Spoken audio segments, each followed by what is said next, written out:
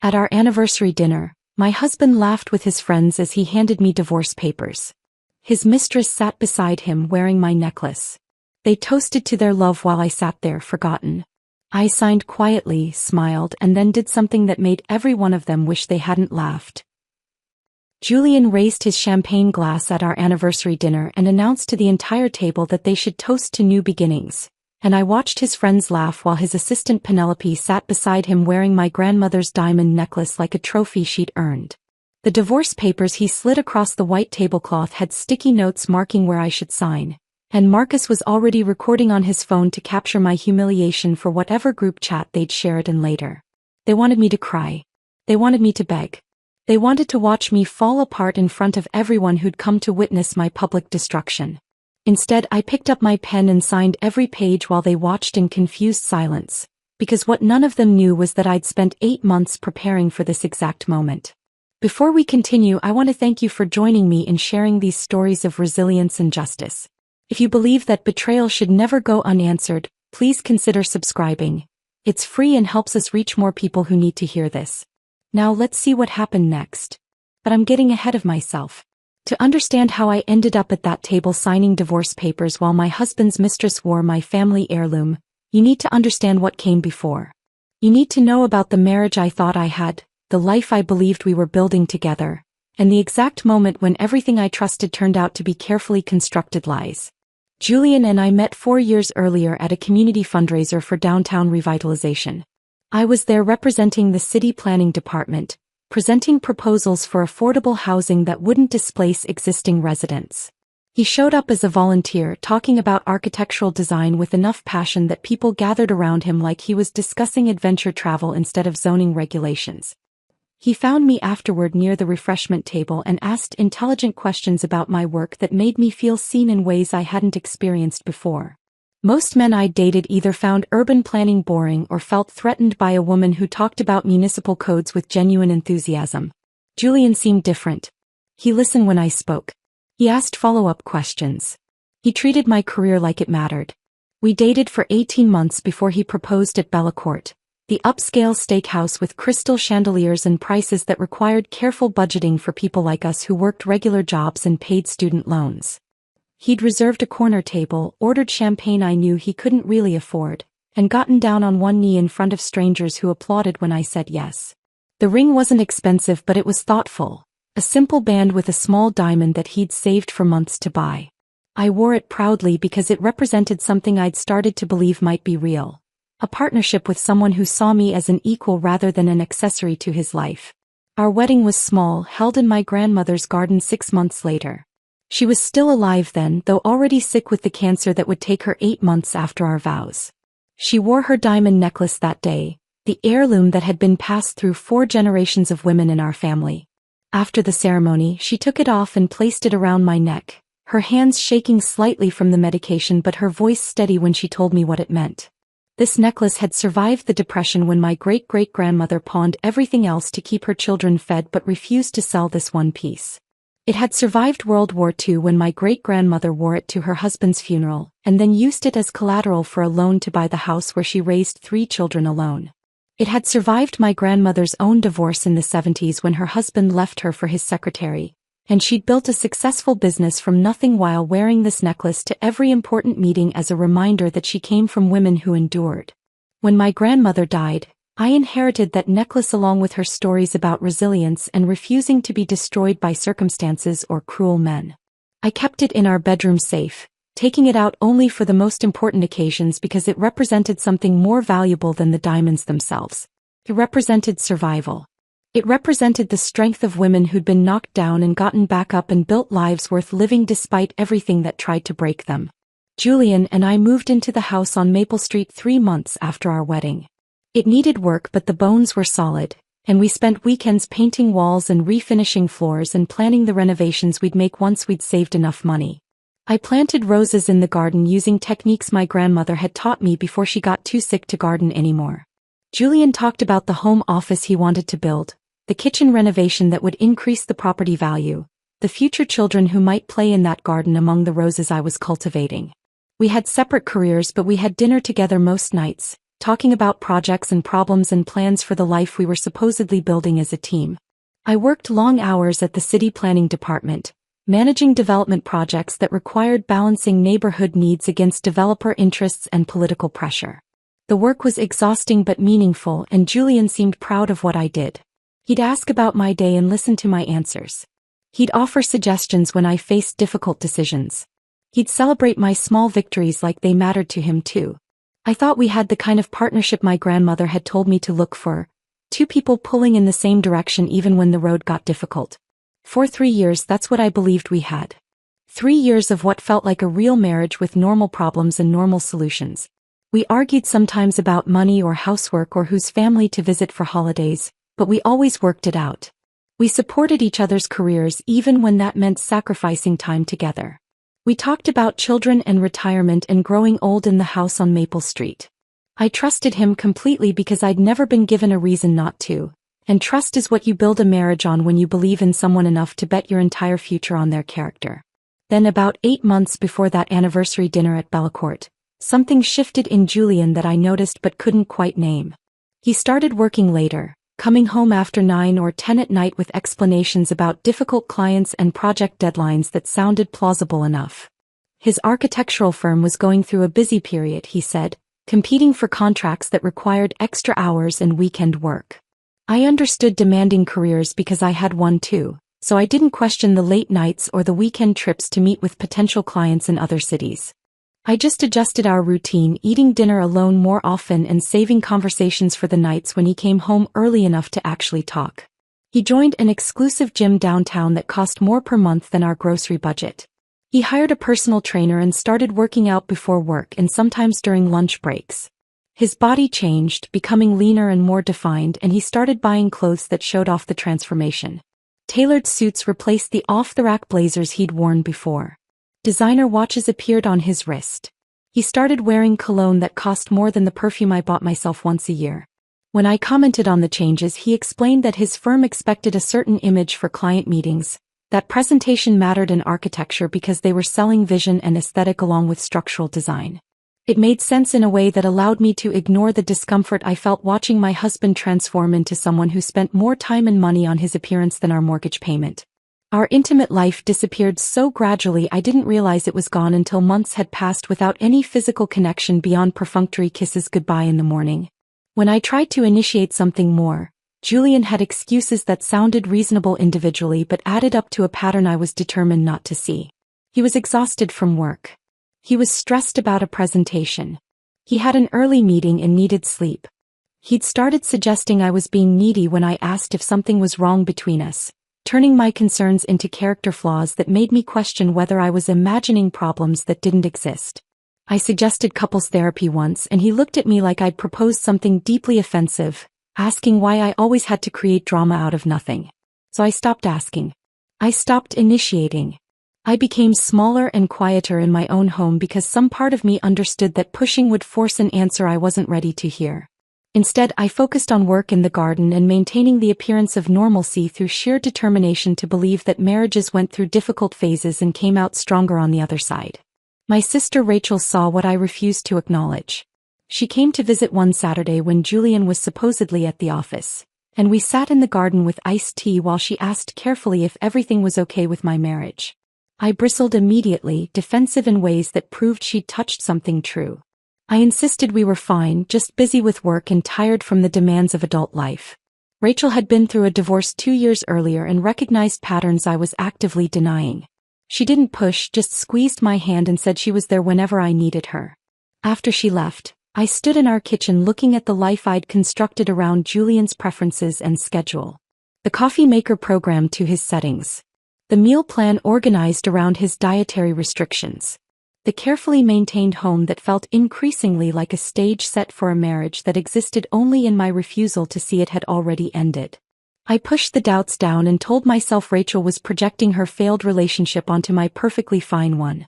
Then, 3 days before our 4th anniversary, Julian sent me a text message while I was reviewing budget reports at my desk. He'd made reservations at Bellecourt for Friday night to celebrate, complete with a champagne glass emoji that felt wrong in ways I couldn't articulate. Julian hadn't initiated a celebration in over a year. Not my birthday. Not our last anniversary. Not even Valentine's Day. The sudden enthusiasm felt manufactured, performative, like he was following a script rather than expressing genuine affection. I texted back a thumbs up because I didn't know what else to say, then sat staring at my computer screen without seeing the numbers in front of me. Something was coming. Something I'd been avoiding through busyness and denial and the desperate hope that ignoring problems would somehow solve them. That night I lay awake beside Julian while he slept peacefully, completely unaware that I was finally, terrifyingly awake to realities I could no longer pretend didn't exist. But even then, even lying there in the dark knowing something was deeply wrong, I had no idea just how calculated the betrayal had been or how long Julian had been planning my destruction. I didn't know about Penelope yet. I didn't know about the money. I didn't know about any of it.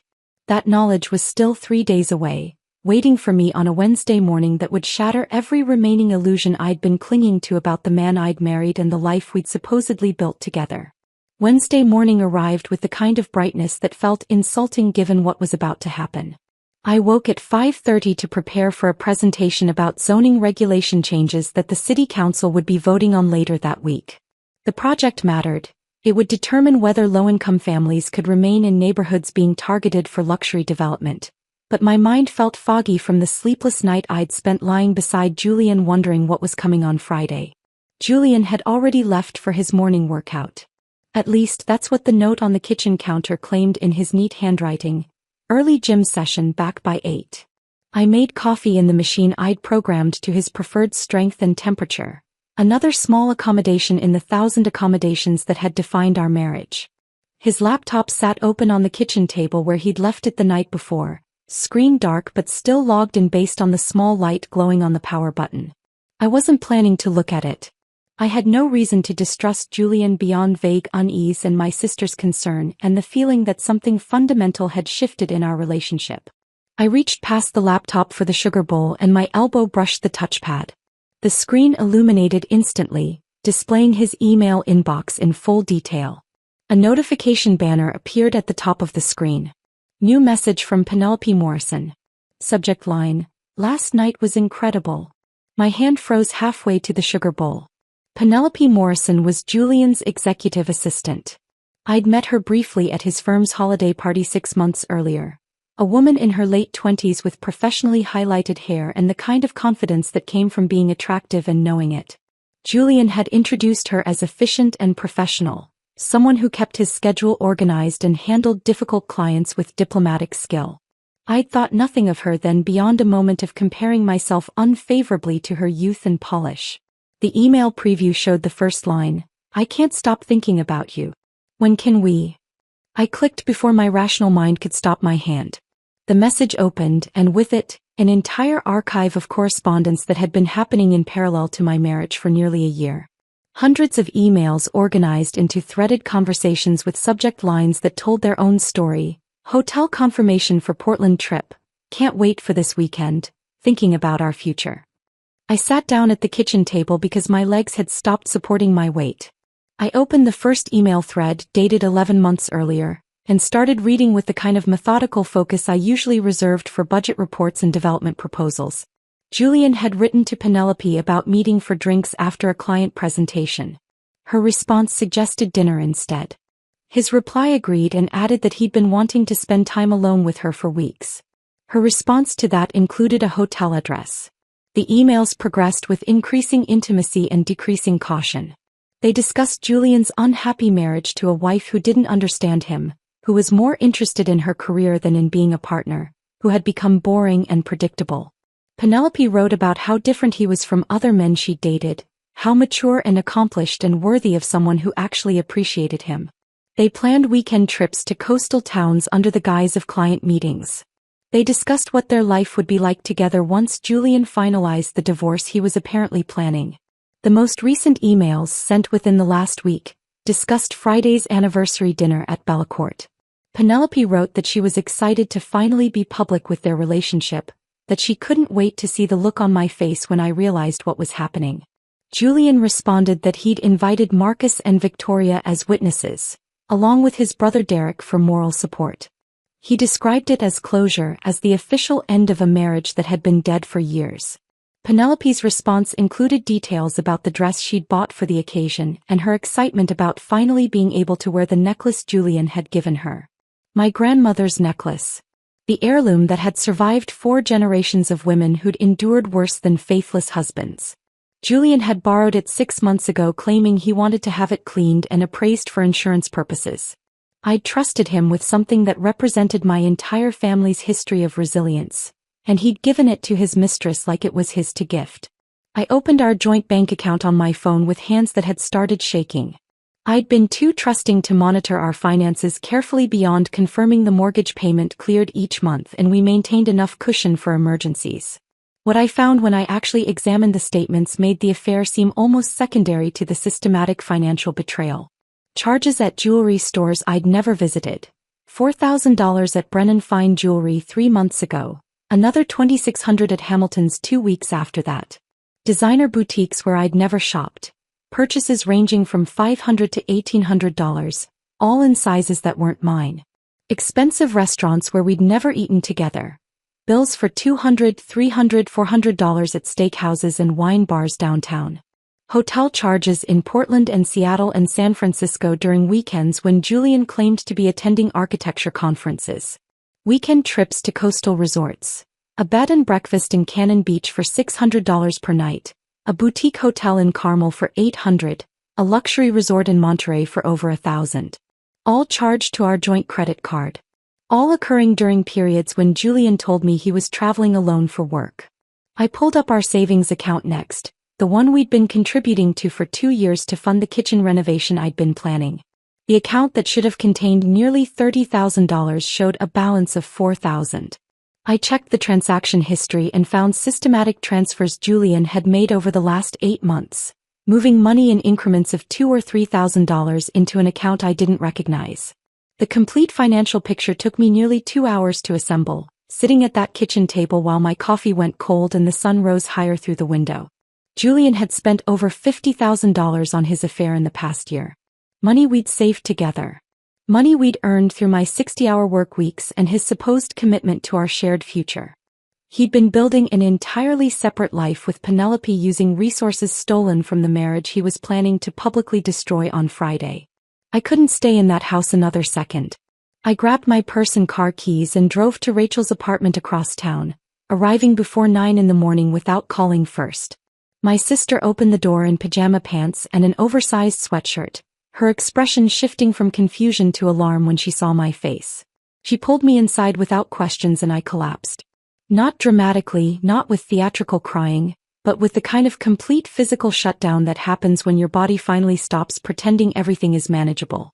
I ended up on her living room floor with my back against the couch and I told her everything. The emails spanning a year.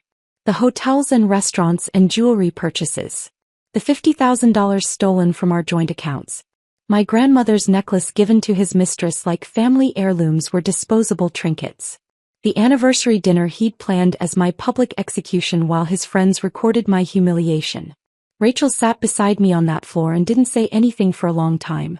She didn't offer reassurances that Julian might have explanations or that marriages could survive affairs or any of the platitudes people say when they're uncomfortable with someone else's pain. She'd been through her own divorce 2 years earlier when her husband left her for a woman 15 years younger. She understood that some betrayals don't have explanations that matter, only consequences that need to be managed. When I finally stopped talking, Rachel made coffee and brought me a mug even though I didn't think I could drink anything past the nausea in my stomach. She sat down across from me at her small kitchen table and asked one question. "What do you want to do?" I wiped my face with the sleeve of my shirt and felt something shift inside me. The grief was still there, sharp and raw and overwhelming, but underneath it was something else. Something colder and harder that I'd never felt before but recognized immediately as the thing that would get me through this. "I don't want to accept this," I said. "I don't want to be the woman who gets destroyed while everyone watches and does nothing. I want to fight back."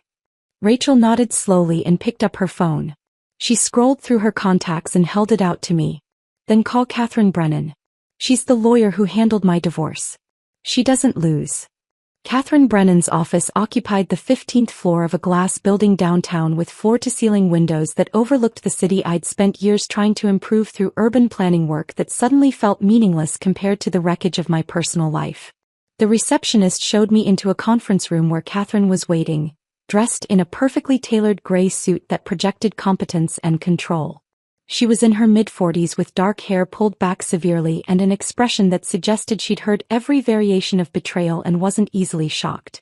Her handshake was firm enough to hurt slightly, establishing immediately that this was a woman who didn't do anything halfway. I sat across from her at the polished conference table and told my story for the second time that morning.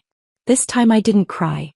I kept my voice steady and presented the facts like I was giving a work presentation. The affair, the financial theft, the year of systematic deception, the anniversary dinner planned as public humiliation. Catherine took notes in precise handwriting, asking occasional questions about joint assets and account access and whether I had documentation of everything I'd discovered. When I finished, she set down her pen and looked at me with an expression I couldn't quite read. Assessment maybe. Calculation about what kind of client I would be and what kind of case we could build. I need to know something before we proceed, she said. Do you want a fair divorce settlement or do you want justice?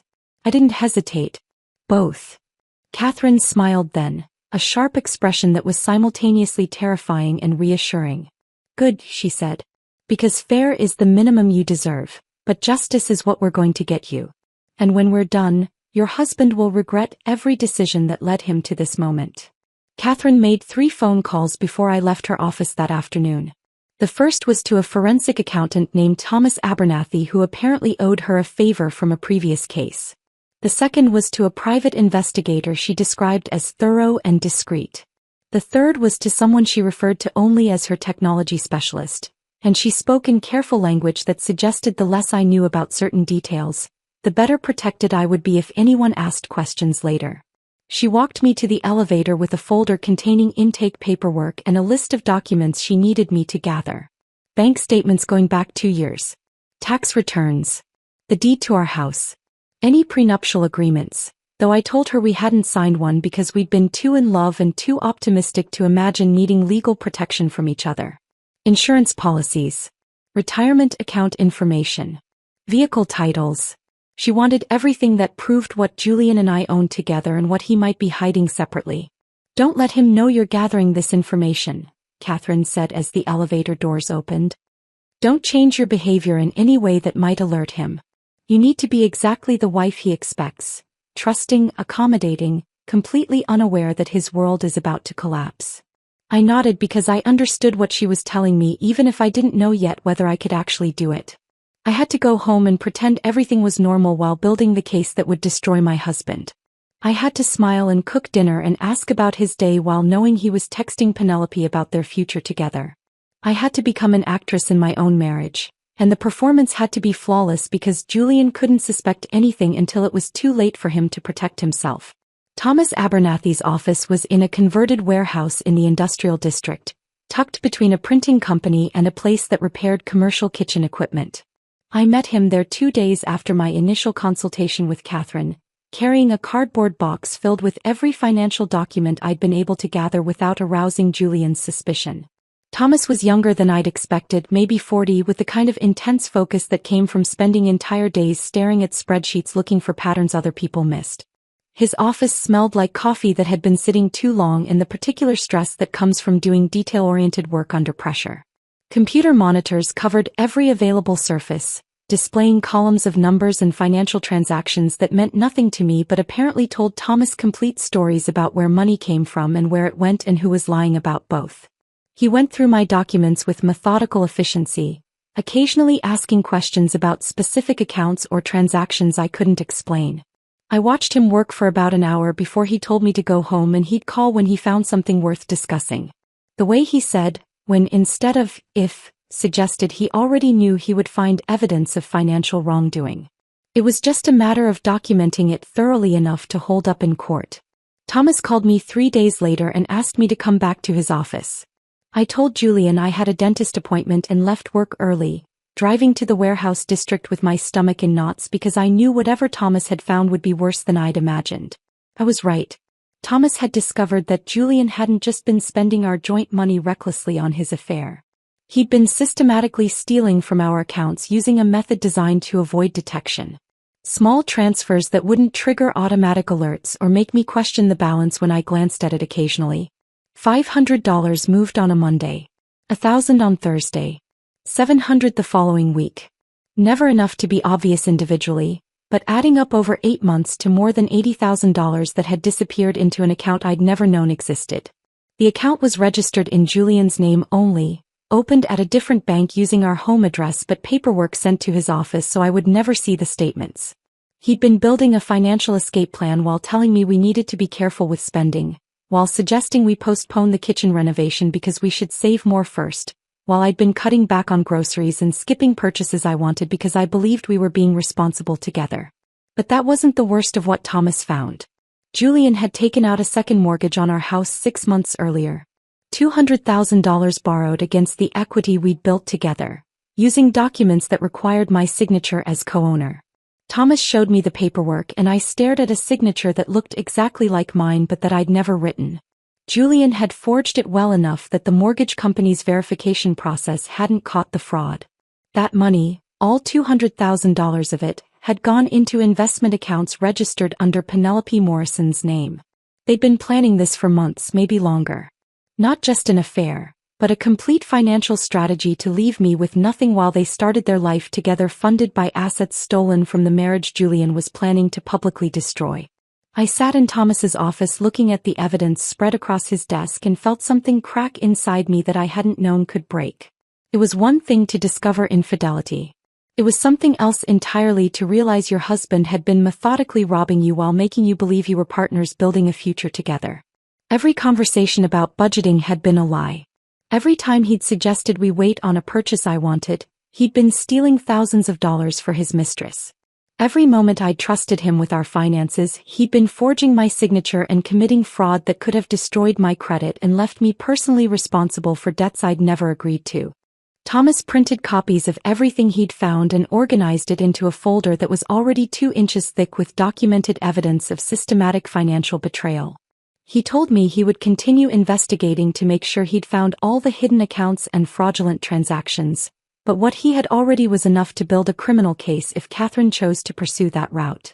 Catherine's strategy required me to return home and act like nothing had changed.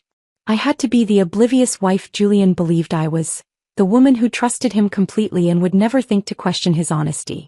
So I went back to our house on Maple Street and cooked dinner like I had hundreds of times before. I made the chicken dish Julian liked with roasted vegetables and the seasoning blend he preferred. I set the table with cloth napkins and poured wine into the glasses we'd received as wedding gifts from people who'd believed we would last. Julian came home at 8:30 smelling like Penelope's perfume, and I smiled at him like I couldn't identify the scent that had become familiar over months of late nights and poor excuses. He kissed my cheek and complimented the dinner and talked about a difficult client meeting while I nodded and asked follow-up questions and performed the role of supportive wife so convincingly that I frightened myself a little. This became my routine for the next several weeks. I woke up beside a man I was planning to destroy and made his coffee the way he liked it. I listened to his lies about where he'd been and what he'd been doing and responded with appropriate concern or interest or sympathy. I attended his firm's annual gala in a navy dress I'd bought specifically for the occasion, standing beside him as he introduced me to clients and colleagues as his wonderful wife who supported his career so completely. Penelope was at that gala, introduced as Julian's indispensable executive assistant who kept his professional life organized and running smoothly. I shook her hand and complimented her dress and watched her eyes for any sign that she felt guilty about sleeping with my husband and spending money stolen from my accounts. I saw nothing except barely concealed satisfaction, the look of a woman who believed she'd won a prize worth having. I watched Julian and Penelope exchange glances across the room throughout the evening. Small looks that lasted only seconds but communicated entire conversations between people who knew each other intimately. I noticed other people noticing too. Colleagues who gave me sympathetic looks that suggested they'd known about the affair longer than I had. Clients who seemed uncomfortable with the obvious tension. Julian's business partner Marcus, who watched the interactions between Julian and Penelope with an expression that looked like amusement rather than disapproval. Our marriage had been a public joke, and I'd been the only person who didn't know the punchline. Catherine had also hired Michael Torres, a private investigator who'd spent 20 years in law enforcement before starting his own practice specializing in surveillance and documentation for divorce cases. Michael was in his 50s with gray hair and the patient demeanor of someone who'd seen every possible variation of human betrayal and wasn't shocked by any of it anymore. He followed Julian and Penelope for 3 weeks, documenting their affair with the methodical precision of someone building evidence that would hold up in court. The photographs he delivered to Catherine's office were comprehensive and damning. Time-stamped images of them checking into hotels using false names. Romantic dinners at expensive restaurants where they held hands across white tablecloths and fed each other dessert like teenagers. Weekend trips to Penelope's family lake house where they walked on the dock and kissed in the sunset like they were starring in a movie about forbidden love rather than committing adultery funded by fraud. Michael had captured them in parking garages with Julian's hand on Penelope's face in that gesture men use when they want to appear tender and romantic. He had photographs of them laughing together in ways that hurt to look at because Julian hadn't laughed like that with me in over a year. He had video of them in hotel lobbies, casual and comfortable with each other in ways that proved this wasn't a new relationship or a momentary mistake but an established partnership that had been running parallel to my marriage for months. Catherine showed me every photograph and I forced myself to study each one carefully even though they felt like small knives cutting into something I'd thought was already too damaged to hurt worse. I needed to understand exactly what I was fighting against and exactly what Julian had chosen over the marriage we'd supposedly built together. 2 weeks before our anniversary, Julian came home with unusual enthusiasm and announced he'd made reservations at Bellacourt to celebrate. He wanted to invite close friends, he said. Marcus and Victoria definitely. His brother Derek. Maybe a couple others who'd been important to us over the years. He smiled at me like he was planning something wonderful, and I smiled back while my stomach turned to ice and my mind raced through everything Catherine and I had discussed about what might be coming. I knew immediately what this dinner meant. Julian wasn't planning a celebration. He was planning a performance with me as the unwitting star of a show designed to humiliate and destroy me publicly while validating whatever narrative he'd constructed about our failed marriage. That night after Julian fell asleep, I called Catherine from the bathroom with the shower running to cover my voice. She listened to my description of Julian's plans and was quiet for a long moment. Then she said 3 words that changed everything. Let him try. Catherine and I spent the next 2 weeks preparing a counter-strategy that would transform Julian's theatrical production into his worst nightmare. She scheduled daily meetings at her office where we reviewed every piece of evidence Thomas and Michael had gathered, organizing it into a presentation that would tell the complete story of Julian's betrayal in a format impossible to deny or dismiss. Her technology specialist, a woman named Lauren who worked from a downtown office filled with equipment I didn't understand, provided me with a small wireless device disguised as an ordinary phone case. Lauren explained that it could connect to any nearby projection system and broadcast content from my phone without requiring physical access to equipment or cables. The device looked completely innocuous, just a slightly thicker case in matte black that wouldn't draw attention from anyone who happened to notice it. Catherine had also obtained access codes for the presentation system at Bellacourt through connections she didn't explain in detail. I didn't ask questions because some part of me understood that the less I knew about certain aspects of our plan, the better protected I would be if anyone later questioned the legality of what we were doing. Catherine assured me that broadcasting content to a restaurant's projection system wasn't illegal, especially when that content consisted of truthful documentation of fraud and infidelity. She said it with enough confidence that I chose to believe her. The presentation file Catherine created was a masterpiece of evidence and narrative.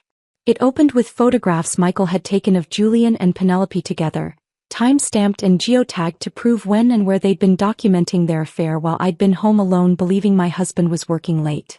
Then came financial records showing the hidden accounts, the systematic transfers of money from our joint savings, the charges for hotels and jewelry and romantic dinners at restaurants I'd never visited. Email exchanges between Julian and Penelope scrolled across the screen in their own words, discussing their future together and their plans for after the divorce Julian had been orchestrating without my knowledge. The final section showed the forged mortgage documents with my signature that I'd never written, along with bank records proving that $200,000 had disappeared into investment accounts registered under Penelope Morrison's name. Catherine had even included a brief text overlay explaining what constituted financial fraud and forgery under state law, turning the presentation into something that resembled a legal brief as much as it did evidence of personal betrayal. She set the entire thing to music. Vivaldi's Summer from the Four Seasons, specifically the third movement that builds from deceptive calm into raging storm. The music gave the presentation a cinematic quality that made it feel less like a collection of documents and more like a story with rising action and inevitable conclusion. 5 days before the anniversary dinner, Rachel came to visit while Julian was at work. I'd been avoiding my sister for the past week because I knew she had concerns about what I was planning, and I didn't want those concerns to shake my resolve when I'd finally found the strength to fight back.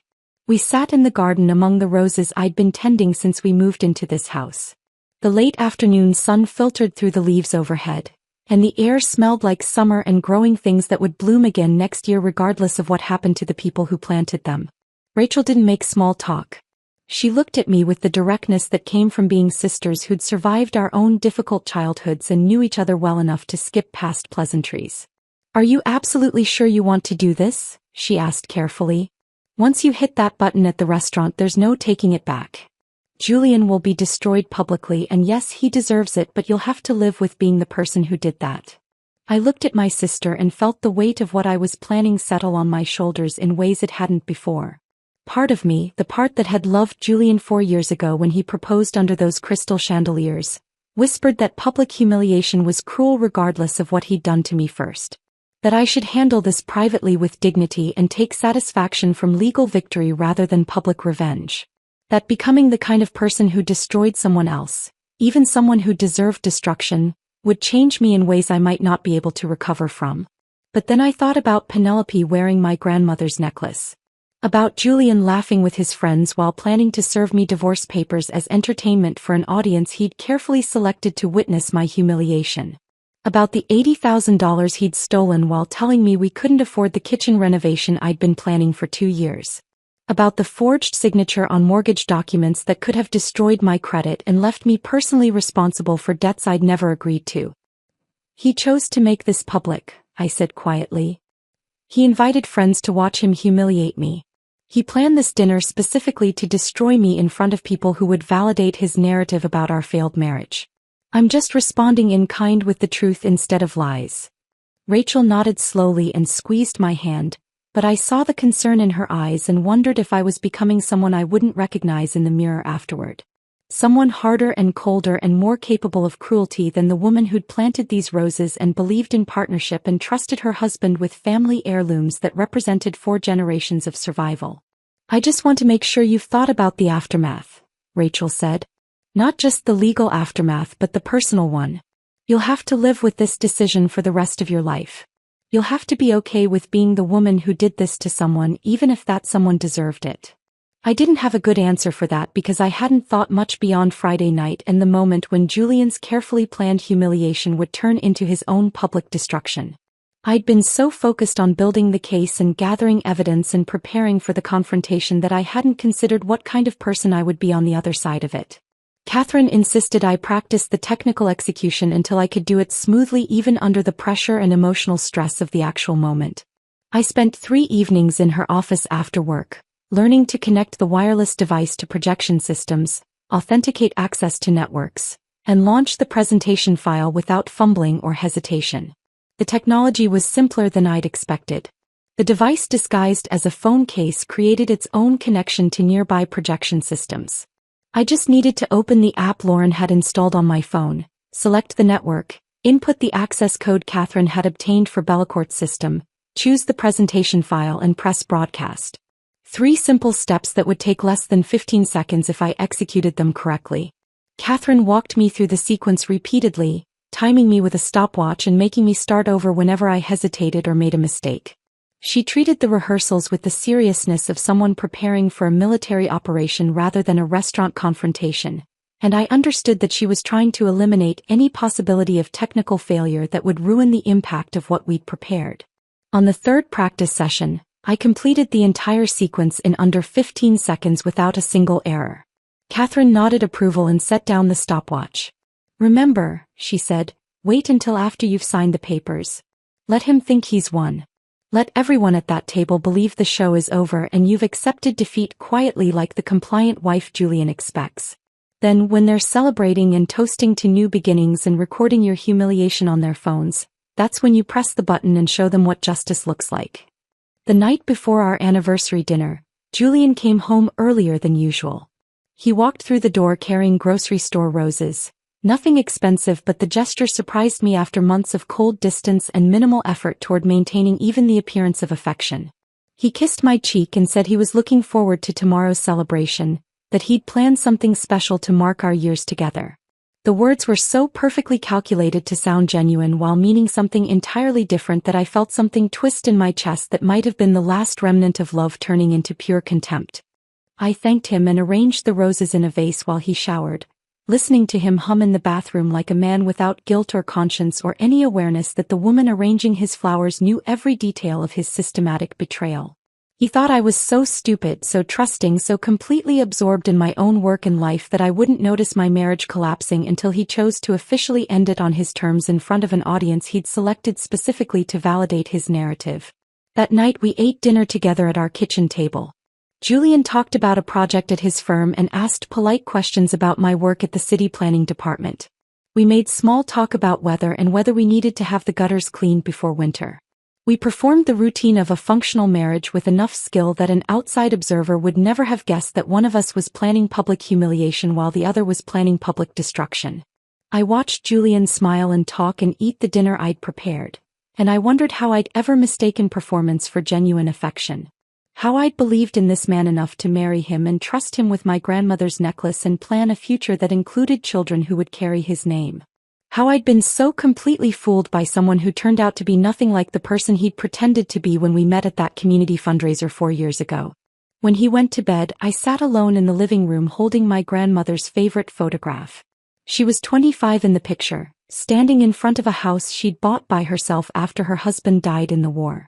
Her expression was defiant and strong, the look of a woman who'd survived something that should have destroyed her and came through it harder and more capable than before. "I won't let them take what's ours," I whispered to that photograph, and I felt her strength move through me like permission to do what needed to be done. Friday morning arrived with clear skies and temperatures perfect for outdoor dining. Julian woke early and dressed carefully in his best suit, humming while he adjusted his tie in the bathroom mirror like a man preparing for a celebration rather than a betrayal. I put on the emerald dress he'd once said brought out my eyes, applied makeup with steady hands, and checked my phone to confirm the presentation file Catherine had sent was downloaded and ready.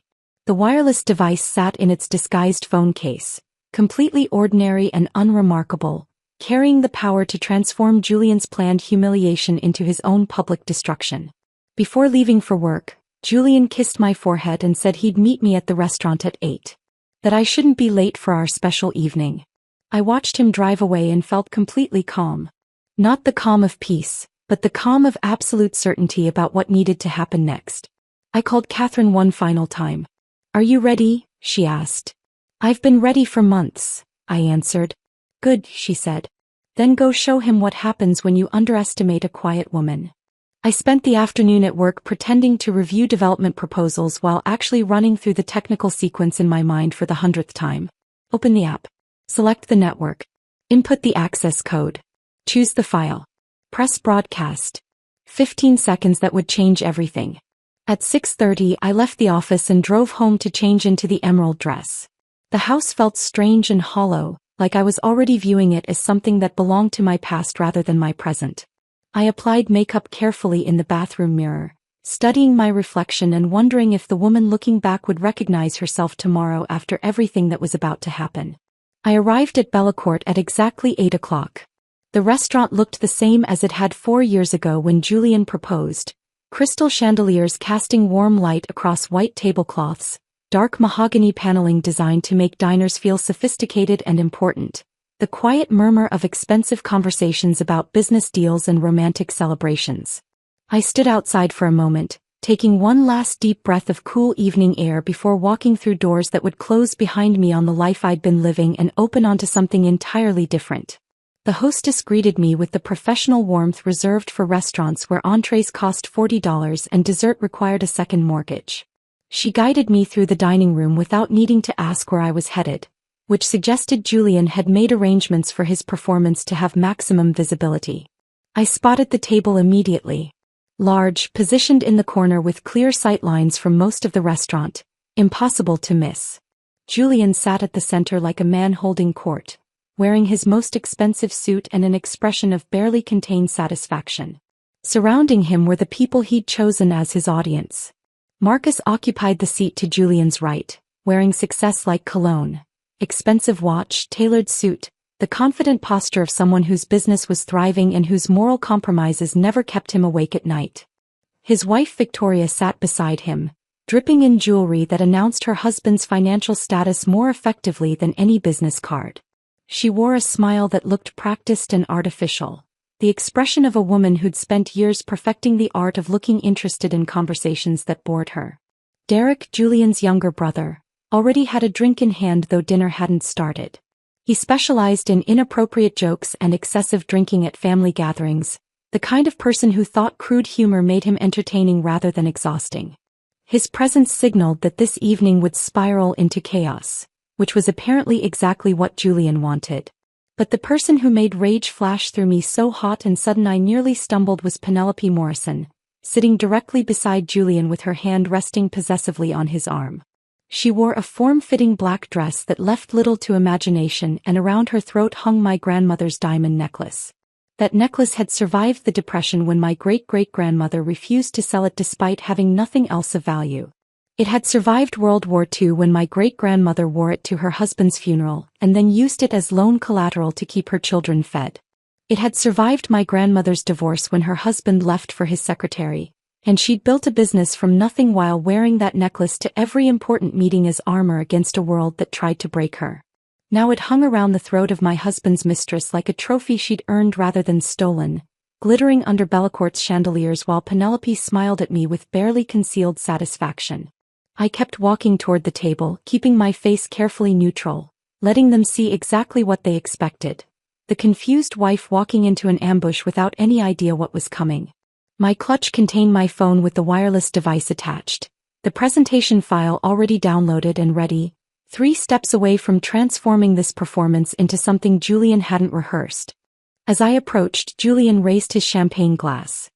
His voice carried across nearby tables when he announced loudly enough for half the restaurant to hear that they should toast to new chapters and inevitable conclusions.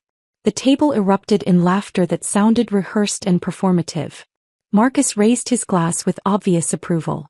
Victoria tittered behind her hand like she was watching theater rather than participating in someone's destruction. Derek grinned and drank deeply, already playing his assigned role as the brother who validated Julian's choices regardless of their moral implications. I understood in that moment that they'd practiced this. They'd actually sat together before tonight and rehearsed how they would humiliate me, coordinating their responses for maximum impact and entertainment value. Julian reached into his leather briefcase, the one I'd given him 2 years ago for a promotion he'd celebrated by taking Penelope on a weekend trip he claimed was a work conference, and extracted a thick envelope embossed with a law firm's logo. He slid it across the white tablecloth with exaggerated ceremony, his movements theatrical and deliberate. "Happy anniversary, Sadie," he said, and the satisfaction in his voice was so thick I could almost taste it. This was his moment of triumph, carefully planned and perfectly executed, or so he believed. I picked up the envelope and opened it slowly, aware that every person at this table was watching my face for the reaction they'd come to witness. Inside were divorce papers, professionally prepared and already completed except for my signature. Bright yellow sticky notes marked every line where I needed to sign, as if Julian feared I might be too stupid to find them on my own without guidance. I read through the documents carefully while the table watched in anticipation. Julian was claiming no-fault divorce, requesting equal division of all marital assets despite the $80,000 he'd already stolen. He wanted me to pay half of all marital debts he'd actually incurred through fraud and financial betrayal. The papers requested I vacate our house within 30 days to give him time to sell it without the inconvenience of my presence. He was even asking for spousal support based on the claim that I'd been the higher earner during our marriage, which was technically true but only because he'd been spending our joint income on his mistress rather than contributing to household expenses. It was a masterpiece of audacity, and if I hadn't spent 8 months preparing with Catherine, I might have believed I had no choice but to accept these terms or face lengthy court battles I couldn't afford. Instead, I pulled a pen from my clutch and began signing every page with steady hands. The table watched in increasingly confused silence. This wasn't the script they'd written. The humiliated wife was supposed to cry or beg or demand explanations. She was supposed to fight back and create drama they could record on their phones and discuss later over drinks and social media posts about the spectacle they'd witnessed. I signed the final page, slid the papers back across the table and looked at Julian directly. "Thank you," I said quietly. "Thank you for making this so easy." Then I stood, smoothed the emerald dress Julian had once said brought out my eyes and pulled out my phone. The wireless device disguised as a phone case activated the moment I opened the app. I selected the network, Bellecourt Events, the corporate presentation system Catherine had obtained access codes for through connections she'd never fully explained. I input the 8-digit code, chose the presentation file labeled anniversary_truth.mp4, and pressed broadcast. 3 steps. 15 seconds. The large screen on the dining room wall that typically displayed the wine menu and dessert specials flickered from bright graphics to black.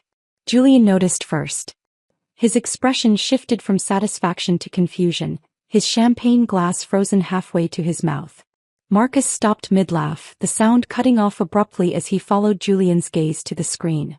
Penelope's hand tightened on Julian's arm, her perfectly manicured nails pressing into his expensive suit jacket. The presentation began with classical music filling the restaurant. Vivaldi's Summer, third movement, the section that builds from deceptive calm into raging storm. The volume was perfectly calibrated, loud enough to be clearly heard throughout the dining room but not so loud it felt aggressive or jarring. The first image appeared on screen. A photograph of Julian and Penelope kissing in his office parking garage, time-stamped with date and location data clearly visible.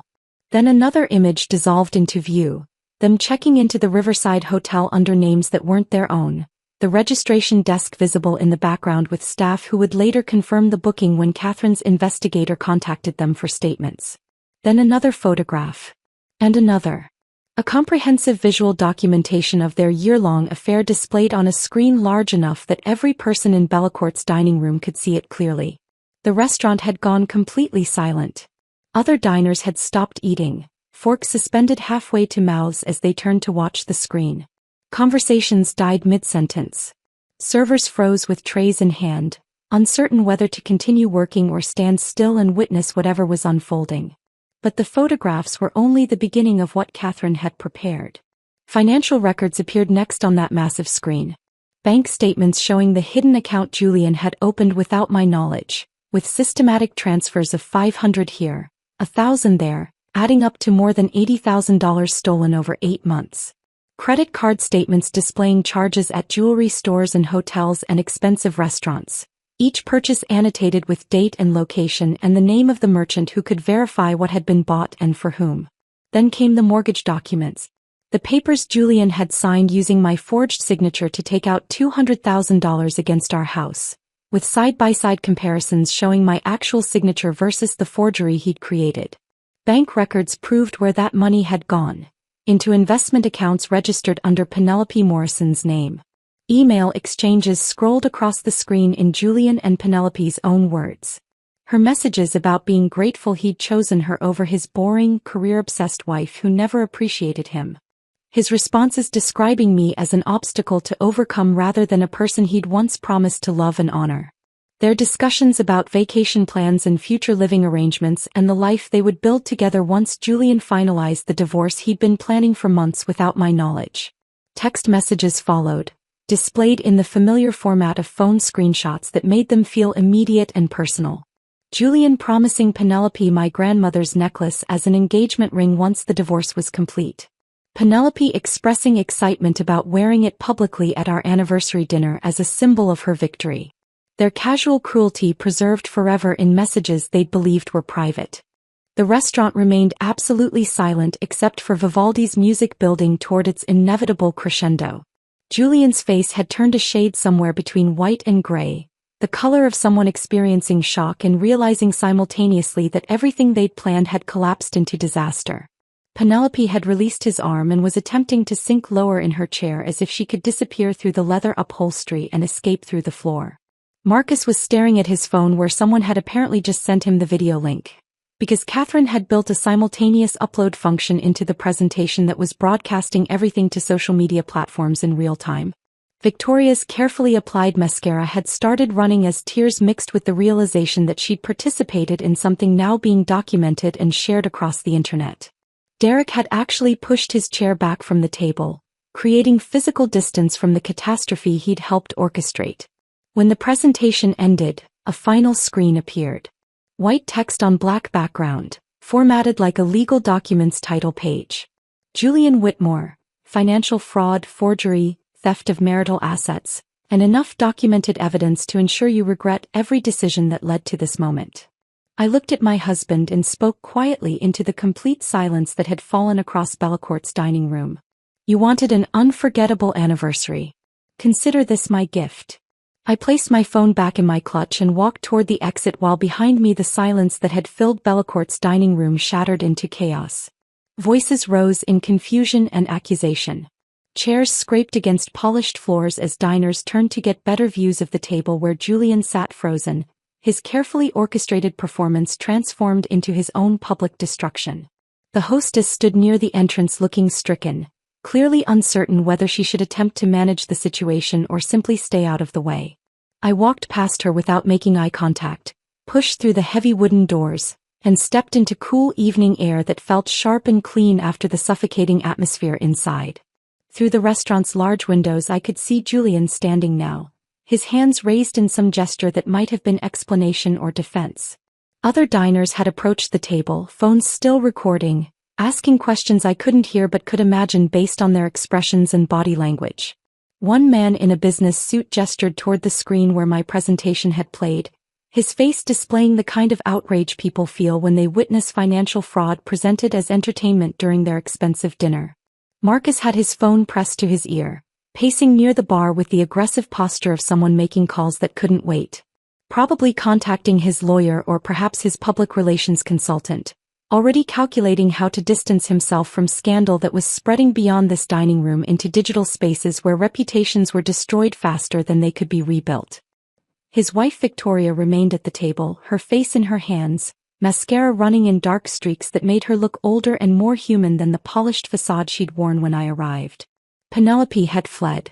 I'd watched her stand abruptly when the financial records appeared on screen, her hand releasing Julian's arm as she moved toward the bathrooms with the desperate speed of someone who needed to escape immediate visibility. The black dress she'd worn so confidently and my grandmother's necklace she'd displayed like a trophy had disappeared around the corner, and I wondered if she was crying or vomiting or simply hiding in a stall hoping the floor would open and swallow her into some dimension where her choices hadn't been broadcast to an entire restaurant of witnesses with recording devices. Derek remained at the table, alone now, finishing his drink with the deliberate focus of someone who'd decided alcohol was the appropriate response to disaster. Even he looked shaken despite his usual imperviousness to consequences and social judgment. His hand trembled slightly when he raised the glass, and I felt a strange moment of something that wasn't quite sympathy but wasn't satisfaction either. The valet brought my car within minutes, a young man who looked uncomfortable and avoided meeting my eyes directly. I tipped him $20 despite his obvious distress at having witnessed the scene inside, then sat in the driver's seat for a moment before starting the engine. My phone vibrated with incoming messages. The first was from Catherine, sent just minutes after I'd walked out. Brilliant execution. Come to my office tomorrow morning. We finish this. The second was from Rachel. Holy hell, you're trending on social media. Call me when you're ready. I set the phone down without responding to either message and drove home through streets that looked exactly the same as they had 2 hours earlier when I'd driven them in the opposite direction. Traffic lights changed on their regular schedules. Other cars moved with normal Friday evening urgency toward restaurants and entertainment venues where their evenings would unfold in conventional ways without public confrontations or viral videos or marriages ending in spectacular fashion.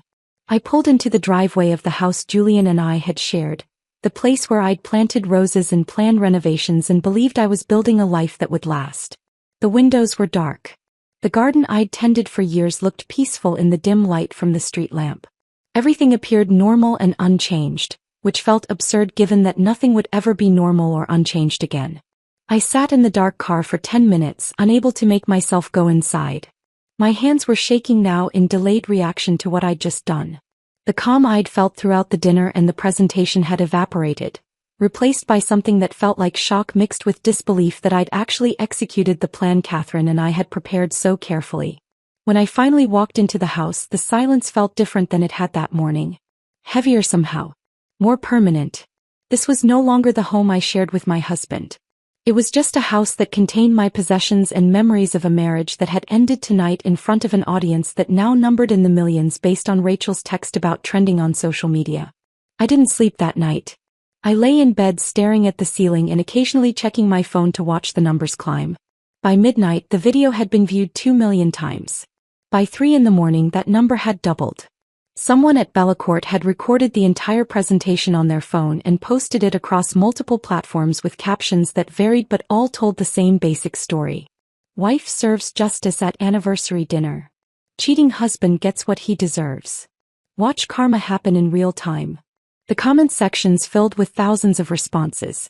Most were supportive, people sharing their own betrayal stories and praising me for standing up publicly rather than accepting humiliation quietly. Women wrote about husbands who'd cheated and stolen and lied, expressing vicarious satisfaction at watching Julian's careful plans collapse into documented evidence of his fraud and infidelity. Men wrote about being blindsided by partners they trusted, finding validation in my refusal to be destroyed quietly. But not everyone approved. There were accusations that I'd been cruel, that public humiliation was never justified regardless of what someone had done to deserve it, that I should have handled this privately like an adult instead of destroying Julian's reputation and career for revenge that served no purpose beyond making me feel powerful. Some comments suggested I was vindictive and cold, that my actions revealed character flaws as serious as Julian's betrayal, that I'd lowered myself to his level instead of taking the moral high ground. I read those criticisms and felt something complicated twist in my chest. Part of me wondered if they were right, if I'd crossed a line that couldn't be uncrossed, if the satisfaction I'd felt watching Julian's face turn gray had transformed me into someone I wouldn't recognize in the mirror tomorrow. Then I remembered Penelope wearing my grandmother's necklace like a trophy she'd earned rather than stolen. I remembered Julian's satisfied smile as he slid those divorce papers across the table. I remembered the $80,000 he'd taken from our joint accounts while telling me we couldn't afford the kitchen renovation I'd been planning. The doubt hardened back into certainty. He'd chosen to make my destruction public entertainment. I'd simply responded in kind with truth instead of lies. Catherine called at noon on Saturday with news delivered in her characteristically direct manner. No pleasantries or questions about how I was handling the aftermath. Julian's architectural firm had released a statement announcing his immediate termination following revelation of financial impropriety and conduct unbecoming of their professional standards. The statement expressed shock and disappointment, referenced their zero-tolerance policy for fraud, and assured clients that this individual's actions did not reflect the firm's values or practices. Penelope had been fired as well, her career as an executive assistant effectively over since background checks would now permanently link her name to fraud scandals and affair documentation that existed in video format across every major social media platform. No reputable company would hire someone whose poor judgment and participation in financial crimes had been broadcast to millions of people. Marcus had dissolved his business partnership with Julian within hours of the video going viral. Not from moral outrage or ethical awakening, Catherine explained, but because the association had become toxic to his own reputation and client relationships. Marcus released his own statement expressing shock at his former partner's deception, painting himself as another victim who'd been fooled by Julian's fraud, carefully omitting his presence at the anniversary dinner where he'd laughed and raised his glass to my public humiliation. "They're protecting themselves," Catherine said. "Expected behavior from people who care more about appearance than ethics. But it works in our favor. Julian has no professional allies left, no income, and a viral video ensuring no reputable firm will hire him. His bargaining position is non-existent. We can dictate terms now." Rachel arrived at my house Saturday evening carrying takeout food from the Thai restaurant we'd loved as teenagers and a bottle of wine that probably cost more than she should have spent. Both items sat untouched on the kitchen counter while she studied my face with the concern that came from being sisters who knew each other well enough to recognize when normal social responses had been replaced by shock. "Are you okay?" she asked, and I realized I didn't know how to answer that question honestly. I wasn't crying. I wasn't collapsing into the breakdown she'd probably expected. Instead, I felt hollowed out, emptied of everything except a strange calm that felt less like peace and more like the emotional numbness that follows trauma. Rachel sat with me in the living room and asked the question I'd been avoiding asking myself. "Do you feel better now that you've done it?" I thought about Julian's gray face. About Penelope fleeing to the bathroom. About 5 million people watching the presentation I'd prepared with such methodical care. About the comments praising my courage and the comments condemning my cruelty, and the strange reality that both perspectives felt partially true. "I feel like I did what needed to be done," I answered carefully. "Whether that makes me feel better is a different question." Rachel nodded slowly and opened the wine, pouring 2 glasses even though neither of us typically drank much. She handed me one and settled into the chair across from where I sat on the couch. "You scared me a little tonight," she admitted. "When I watched that video, I saw someone I didn't entirely recognize. You were cold, Sadie. Controlled. Nothing like the sister who used to cry during sad movies." I took the wine glass and stared into the dark red liquid without drinking. "Maybe," I said quietly, "that sister couldn't survive what Julian did. Maybe I had to become someone else to get through this." Rachel stayed with me that night, sleeping in the guest room like she had during difficult periods of our childhood when one of us needed the other's presence more than conversation. The next morning, she made coffee and sat with me at the kitchen table while I prepared for my meeting with Catherine. The legal proceedings that followed moved with surprising speed. Catherine had constructed a case so thoroughly documented and legally airtight that Julian's attorney spent their first consultation advising him to accept whatever settlement terms we offered rather than face a judge who would review the evidence and react with predictable fury. I learned this later from Catherine, who had sources within the legal community that provided insights into opposing counsel's strategies and recommendations. The hidden accounts Julian had created were frozen through emergency court orders, then seized and liquidated with funds returned to me along with substantial penalties for fraudulent transfer of marital assets. The second mortgage he had taken out using forged documents bearing my signature was voided entirely, with Julian held personally responsible for all associated debts. Nearly $200,000 he now owed to the mortgage company with no income or assets to satisfy the obligation. The settlement terms Catherine negotiated were comprehensive and punishing. I was awarded the house on Maple Street with sole ownership, no requirement to buy out Julian's supposed equity given that he had already stolen far more than any equity share would have provided. Both vehicles were transferred to my name.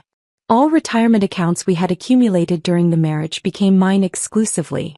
Catherine argued successfully that Julian had forfeited any claim to marital assets through his systematic fraud and theft. Additionally, I was awarded substantial spousal support based on Julian's previous salary at the architectural firm that had terminated his employment. The judge calculated the amount using his income from before he was fired, not his current unemployment status, reasoning that his loss of income resulted directly from his own fraudulent actions and should not reduce his financial obligations to the spouse he had defrauded. The court hearing where these terms were finalized took place 3 weeks after the anniversary dinner.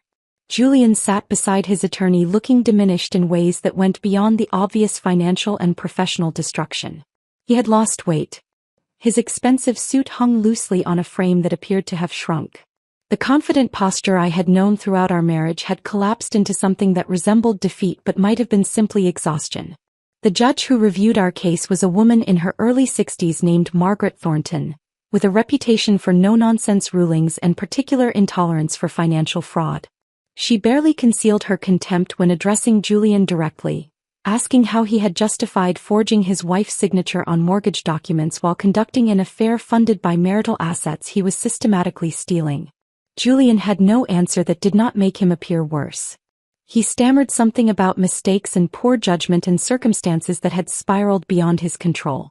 Judge Thornton cut him off mid-sentence and said that adults were responsible for the circumstances they created through their choices, and that claiming loss of control was an insult to her intelligence and to the court's time. The entire proceeding took less than 90 minutes. When it ended, Catherine shook my hand in the courthouse hallway and said I had won everything possible under the law. She looked satisfied in ways that suggested professional pride in the quality of the case she had built and the outcome she had secured for her client. I felt nothing except a strange emptiness that I could not explain to Catherine or to myself. The most personally satisfying legal victory involved recovering my grandmother's diamond necklace. Catherine had filed theft charges against Penelope Morrison, arguing that Julian had no legal right to give away property that belonged to me individually rather than to our marital estate. The necklace had been inherited before our marriage, making it separate property under state law regardless of where we had stored it during our years together. The police retrieved it from Penelope's apartment during a search conducted as part of the broader financial fraud investigation. Detective Harrison, a patient man in his 40s who had handled property crimes for 15 years, delivered it to me at Catherine's office still sealed in an evidence bag marked with case numbers and dates that documented its journey through the legal system.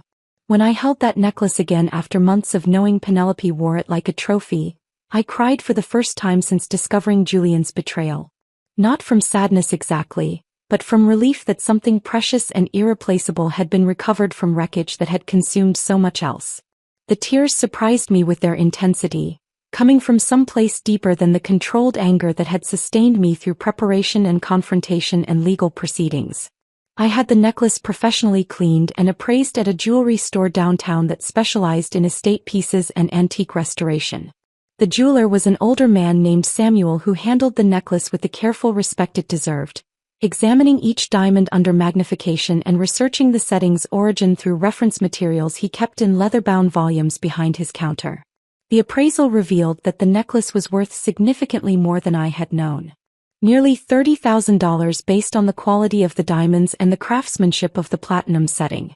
My grandmother had been more resourceful and financially successful than family stories had suggested, or perhaps she had simply understood the importance of investing in something beautiful and portable that could serve as emergency funds if circumstances required. Samuel asked about the necklace's history while he cleaned it, and I told him what I knew. For generations of women who had survived betrayal and hardship and rebuilt their lives from nothing. My great-great-grandmother who had refused to sell it during the Depression despite having nothing else of value. My great-grandmother who had worn it to her husband's funeral and then used it as loan collateral to keep her children fed. My grandmother who had worn it to business meetings as armor against a world that tried to break women who dared to build success on their own terms. Samuel smiled and said it looked like a survivor's necklace, which felt exactly right. I wore it home that day, and every time I caught my reflection in a window or mirror, I saw my grandmother's defiant strength looking back at me from my own face. But winning legally and recovering what had been stolen did not feel the way I had imagined during those 8 months of preparation. I stood in my kitchen one evening about 2 months after the anniversary dinner, surrounded by everything I had fought for. The house was mine. The financial security was mine. The justice Catherine had promised had been delivered in full measure through court orders and settlement agreements that left Julian with nothing except debts he could not pay and a reputation he could not repair. Julian was destroyed exactly as I had planned. His career was over. His reputation was permanently damaged by a viral video that would exist on the internet forever, resurfacing whenever anyone searched his name for employment or personal reasons. His relationship with Penelope had apparently ended within weeks once the money disappeared and reality replaced fantasy. I had achieved complete victory, and it felt hollow in ways I could not articulate even to myself in the privacy of my own thoughts. Rachel found me sitting on the kitchen floor that evening, not crying or having any visible breakdown, just sitting in the dark because I lacked the energy to turn on lights or move to more comfortable locations. My sister let herself in with the key I had given her months ago and found me there among the shadows. "What's wrong?" she asked, her voice carrying the worry that came from recognizing that something had broken in ways that legal victories could not fix. "I won," I said quietly. "I got everything I wanted. The house. The money. Justice. Everything Catherine said we would get. So why do I feel like I lost something important too?" Rachel sat beside me on that kitchen floor like she had months earlier when I had first discovered the betrayal and come to her apartment unable to process the scope of what Julian had done. She did not offer easy answers or reassuring platitudes because there were none that would address what I was actually asking. We sat there together in the dark for a long time before either of us spoke again. 3 months after the divorce was finalized, I received a letter forwarded through Catherine's office. Julian had written from his brother Derek's house where he was apparently staying, having lost the apartment he had rented with money stolen from our accounts and unable to afford new housing given his unemployment and the substantial debts he now carried. The letter was 6 pages long, handwritten on lined notebook paper in Julian's familiar script that I had seen on anniversary cards and grocery lists and notes left on the kitchen counter during years when I had believed we were partners building a life together. He claimed he had made terrible mistakes, that the affair had been a midlife crisis he regretted deeply, that the financial fraud had spiraled beyond his control once he started down that path. He said he understood why I had exposed him publicly and accepted that he deserved the consequences that had followed. But he asked if there was any possibility of forgiveness, not for reconciliation but for his own peace of mind, so that he could move forward without carrying the weight of knowing I hated him. I read that letter once, then filed it in a drawer with all the other documentation from our divorce. Catherine had advised against responding to any communication from Julian, and I followed that guidance without hesitation. But late that night I pulled the letter out and read it again, searching for something I could not name. Remorse perhaps. Real accountability rather than excuses. Recognition of the person he had destroyed rather than focus on his own suffering and need for absolution. All I found were justifications wrapped in self-pity and requests for forgiveness that centered his peace of mind rather than the damage he had caused. I burned the letter in my fireplace, watching the paper curl and blacken, turning 6 pages of apologies that arrived too late to matter into ash that disappeared up the chimney into night air. The ash from Julian's letter settled in the fireplace, and I sat watching the last fragments glow and fade until nothing remained except the faint smell of burned paper. The symbolic gesture of destroying his request for forgiveness should have felt cathartic, but instead it left me with the same hollow sensation that had accompanied every victory in this process. I had won everything legally possible, but the emotional resolution I had expected never materialized. 6 months after the anniversary dinner at Bellecourt, I stood in my newly renovated home office overlooking the garden where roses bloomed in colors my grandmother had planted decades before I was born. The house was mine now in ways that went beyond legal ownership documented in court filings and property records. Every room had been systematically redecorated to erase traces of Julian's presence and preferences. I had painted the master bedroom a soft gray that felt calming rather than the bold navy Julian had insisted would be sophisticated. The furniture we had chosen together during optimistic early years of marriage had been sold or donated, replaced with pieces I selected alone based purely on my own aesthetic preferences without compromise or negotiation. Artwork I had been collecting quietly for years, stored in closets because Julian found it too abstract or too feminine, now hung on walls throughout the house.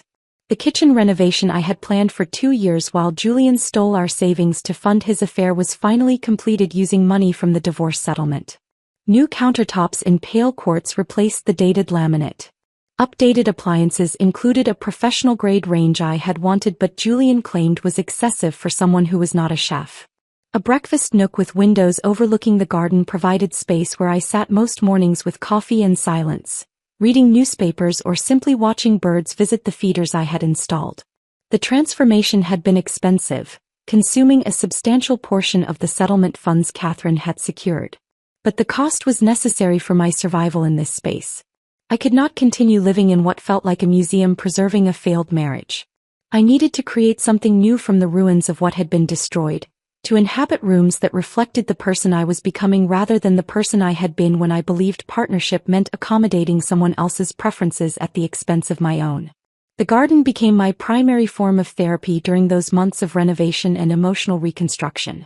I spent hours on weekends digging in soil and pruning roses, pulling weeds and planting new varieties that would bloom in colors Julian had never seen. Watching things grow under my care in ways my marriage never had provided tangible evidence that careful attention and proper conditions could create beauty even from ground that had been neglected or damaged. My grandmother would have understood this need to rebuild through physical labor, to create something beautiful from circumstances that should have destroyed me. She had done the same after her husband's death and again after her divorce, pouring grief and rage into businesses and properties and gardens that outlasted the men who had tried to break her. My reputation at the urban planning department changed in unexpected ways following the viral video that had now been viewed over 15 million times across multiple platforms. Colleagues who had previously dismissed me as passive and accommodating now treated me with respect that occasionally bordered on wariness, as if they had seen something in me they had not known existed and were uncertain how to interact with this revealed capacity for strategic destruction. I was promoted to senior project manager 3 months after the divorce finalized. The promotion came with assignment to lead the downtown redevelopment initiative I had been advocating for years, a project involving coordination between city government, private developers and community organizations to create affordable housing without displacing existing residents. My supervisor Margaret, who had always been cordial but maintained professional distance, called me into her office to deliver the news personally rather than through the usual email announcement. "You stood up for yourself when it mattered most," Margaret said, her tone suggesting she was sharing something important rather than simply making conversation. "That takes strength we don't often see, especially from people who've been underestimated. I think you'll bring that strength to this project." The promotion included a substantial salary increase and access to resources I had been denied previously when male colleagues with less experience had been given preference for high-profile assignments. I threw myself into the work with intensity that surprised even me, spending weekends reviewing development proposals and meeting with community leaders, designing solutions for neighborhoods that had been neglected too long by city planning processes that prioritized profit over people. The work became more than career advancement. It became proof that I could build something meaningful from destruction, that the same strategic thinking and careful preparation I had used to destroy Julian could be redirected toward creating positive change in my community. Catherine Brennan and I developed a genuine friendship that extended beyond our professional attorney-client relationship. She called periodically to check in, and we met for dinner at quiet restaurants where we talked about work and life and the complicated nature of justice in cases where legal victory did not necessarily produce emotional healing. She told me during one of these dinners that she used my case as an example in consultations with other clients considering divorce, presenting it as proof that preparation and patience could transform victimhood into victory. But she also admitted, her tone becoming more careful, that she worried about me sometimes. "You won everything legally," Catherine said. "The house, the financial settlement, the complete destruction of Julian's career and reputation. But I want to make sure you're winning personally too. Revenge is satisfying, but it's not the same as healing. Those are different processes and one doesn't automatically produce the other." Her words stayed with me for days afterward, circling through my thoughts during morning coffee and evening garden work. I realized that I had been so focused on legal victory and public vindication that I had not considered what came after those goals were achieved. I joined a support group for people recovering from betrayal and financial abuse, meeting every Thursday evening in a church basement with folding chairs and donated coffee. Listening to others share stories similar to mine provided perspective I had not found in legal victories or viral videos. These were people who had been destroyed by partners they trusted and were now engaged in the difficult work of rebuilding identities and lives from that destruction. I started pottery classes on Saturday mornings at a community center across town, something I had always wanted to try but had never made time for during my marriage when weekends were consumed by Julian's preferences and schedules. Working with clay provided a different kind of therapy than gardening, the satisfaction of creating functional beauty from raw material through patient attention and willingness to accept imperfection. I reconnected with friends I had neglected during my marriage, women I had known before Julian who had gradually disappeared from my life as I accommodated his social preferences and professional obligations. Rebuilding those friendships required acknowledging that I had allowed important relationships to atrophy, accepting responsibility for choices I had made even while recognizing that those choices had been influenced by dynamics I had not fully understood at the time. 1 year after the anniversary dinner at Bellacourt, I stood in my bedroom wearing my grandmother's diamond necklace and looked at my reflection in the full-length mirror I had installed during the renovation. The woman looking back was different from the one who had walked into that restaurant believing her marriage could be saved through optimism and accommodation. I had become harder in some ways, more suspicious of easy trust, quicker to recognize deception and self-serving behavior in others, less willing to give people the benefit of the doubt when their actions contradicted their words. These changes felt like losses of innocence or optimism that could not be recovered. But I had also become stronger, more certain of my own worth independent of someone else's validation, less willing to accept treatment that diminished me or to accommodate preferences that required me to become smaller or quieter. more capable of strategic thinking and careful preparation when facing challenges that required sustained effort rather than immediate emotional response. The revenge I had taken on Julian had been complete and public, and exactly what he had planned for me turned back on its architect with interest. Whether that made me a better person was a question I had stopped trying to answer because the framework itself seemed wrong. Better than what? Better than whom? The question assumed moral absolutes in situations that were far more complicated than simple judgments of right and wrong could address. I had done what I needed to survive. What I needed to reclaim power that had been stolen through systematic lies and financial fraud and casual cruelty. People often say revenge accomplishes nothing, that forgiveness represents the higher path, that taking the moral high ground produces better outcomes than descending to the level of those who wronged you. Maybe they are right in abstract terms. Maybe I should have signed those divorce papers privately, accepted the betrayal with dignity, and rebuilt my life without the dramatic confrontation that had now been viewed by millions of people I would never meet. But Julian had chosen to make my humiliation a public performance. He had selected that restaurant and invited that audience and planned every detail of my destruction for his entertainment and validation. He had handed me divorce papers in front of his friends and his mistress wearing my grandmother's necklace, expecting me to collapse into tears that would justify his narrative about our failed marriage. I had simply responded with truth instead of accepting the role of passive victim he had written for me in his story. I walked away with everything that mattered. My home. My career. My grandmother's necklace. The knowledge that quiet women who are pushed too far can become forces that reshape the landscape around them. The anniversary dinner Julian planned as my ending became his instead. I learned that the best revenge is not served cold, but served publicly with evidence, in front of everyone who thought you would simply accept defeat. Julian wanted to forget me and build a new life with Penelope. Instead, he will remember me every single day for the rest of his life. That turned out to be satisfaction money simply cannot buy.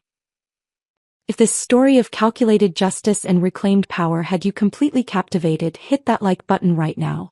My favorite part was when Sadie calmly signed those divorce papers before revealing the presentation that exposed everything Julian had done. What was your favorite moment? Drop it in the comments below. Don't miss more compelling stories of betrayal and redemption like this. Subscribe and hit that notification bell so you never miss an upload.